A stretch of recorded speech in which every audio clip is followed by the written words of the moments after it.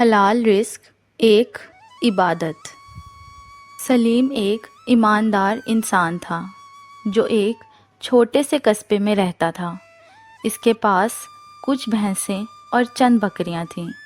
وہ خالص دودھ بیچا کرتا تھا۔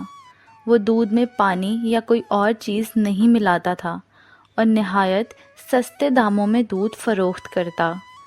چونکہ وہ ایک دیانتدار انسان تھا، اس لیے تھوڑا منافع بھی اسے ٹھیک لگتا تھا۔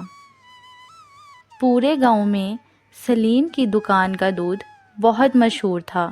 دکان پر ہر وقت ہجوم لگا رہتا۔ لوگوں نے اسے مشورہ دیا کہ وہ دودھ کے دام میں اضافہ کر دے، لیکن وہ نہیں مانا، کیونکہ وہ جانتا تھا کہ حلال رزق کمانا بھی ایک عبادت ہے۔ اس کے رزق میں خدا نے خوب برکت رکھی تھی۔ دودھ کی مانگ زیادہ تھی، اس لیے سلیم نے کچھ اور مویشی بھی خرید لیے تھے۔ سلیم نے کچھ دن بعد اپنا کاروبار قریبی شہر میں منتقل کر لیا، کیونکہ شہر میں خالص دودھ کی بہت زیادہ کھپت تھی۔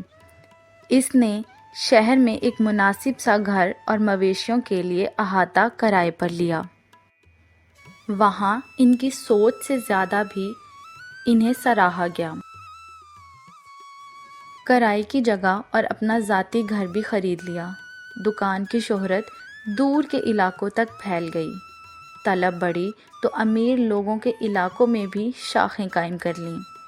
سلیم اور اس کے بیٹے دن رات محنت میں لگے ہوئے تھے۔ پورا شہر ان کو جانتا تھا۔ ہر کوئی ان کی تعریفیں کرتا تھا۔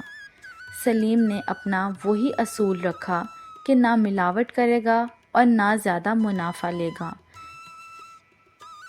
اسی وجہ سے اللہ نے اتنا عروج بخشا۔ اب سلیم کے ہاں دولت کی ریل پیل تھی۔ گاڑیاں، کوٹھیاں، دکانیں، اللہ کی ہر نعمت اس کے پاس تھی، کیونکہ اس نے اللہ کے ایک فرمان کی پیروی کی تھی کہ حلال رزق عین عبادت ہے۔